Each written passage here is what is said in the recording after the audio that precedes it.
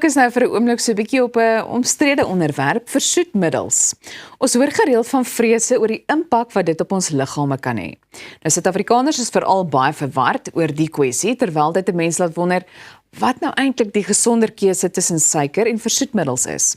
Gelukkig is die dieetkundige Shani Legrandsie vanoggend weer terug by ons om haar kennis met ons te deel. Baie welkom. Dankie, Elsa. Goed, Shani, wat sê jy is die mees algemene wanpersepsie wanneer suiker en versoetmiddels ter sprake is? Ek sal sê die grootste wanpersepsie is dat een gesonder of die ongesonder opsie is. Ja. Dit hang natuurlik af van of albei kan 'n impak of 'n plek in 'n gesonde dieet hê. Dit hang af van konteks, die persoon se huidige gesondheidstoestand, asook die hoeveelheid wat geneem word van elk. En ons hoor gereeld van vrese met betrekking tot kanker wanneer mense ook hieroor gesels. Dit was so lank 'n baie kontroversiële onderwerp, die gedagte dat jou versoetmiddels of jou artificial sweeteners kanker kan of risiko vir kanker kan verhoog. Dit is 'n bietjie oordrewe sou ek sê met die navorsing wat gedoen is.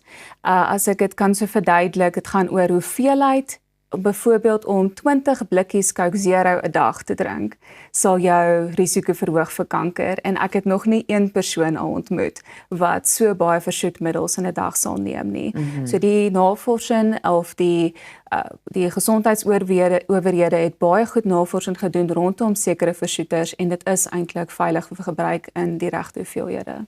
Goed, so kan jy dalk vir ons verduidelik watter uitwerking dit op ons liggame kan hê, veral wat jy weet iets soos byvoorbeeld ons organe, ons eetlus en ons metabolisme betref.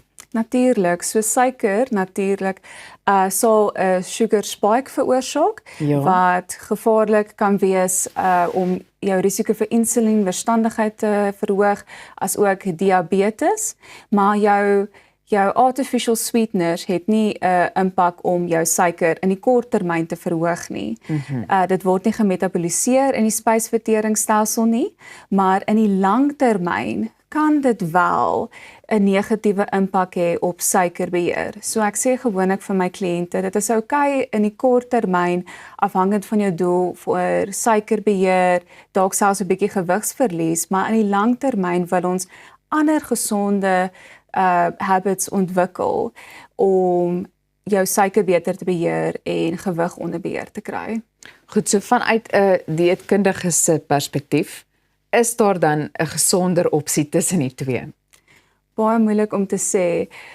Dit gaan maar oor jou gesondheidstoestand op die huidige oomblik en die hoeveelheid wat geneem word. So as suiker in matigheid geneem word, selfs met versoeters in matigheid geneem word, sien ek nie 'n probleem om enige van die twee te neem nie, maar die hoof fokus moet nog steeds wees op whole foods, so kos wat hoog is in vesel, jou nutriënte, as ook jou proteïene. En ek dink dit is waarom dit so belangrik is om 'n dieetkundige te raadpleeg. Kan 'n mens die risiko van diabetes verminder wanneer 'n mens suiker met versoetmiddels vervang?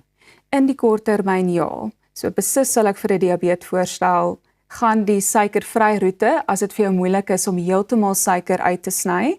As jou Coke Zero, jou Slimzy, Brooks Local, maar in die langtermyn die studies het bewys dat daai versoeters in kontak kom met jou darmmikrobiota. So dis al jou lewendige organismes in jou gut. Nou, as daar 'n wanbalans is met daai mikrobiota, dan kan dit 'n invloed hê op jou suikerbeheer.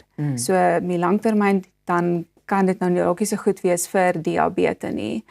Maar ons kan nog steeds versoeters neem en dan net seker maak ons is besig om ons gut gesond te hou deur genoegsame vesel en fermenteerde kos. En baie mense wonder ook of suikervry dan nou outomaties beteken dat 'n mens meer gesond leef.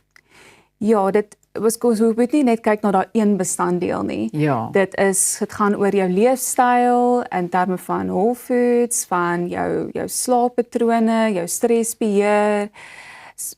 So as 'n produk sê dit is suikervry, beteken nie noodwendig dit is gesond nie. Dit kan nog steeds jou verfynde koolhidrate bevat. Dit kan ongesonde vette bevat, as ook laag in nutriënte wees. Goed, Shani, ons het 'n paar sekondes oor, maar ek wil graag vra, wat sal jy uitsonder wanneer 'n mens fokus op natuurlike suiker, oftewel vrugte? Die vrugte daarin bevat dit vesel. So dan sien ons daai suiker word baie stadiger verteer. So ek wil mense aanraai om eerder maar te beweeg na jou natuurlike versoeters wat in vrugte en in heuning is. Maar natuurlik as jy 5 vrugte of 10 vrugte 'n dag gaan neem, gaan dit ook jou suiker beïnvloed naderhand en ook jou gewigsprobleme gee. So alles in matigheid.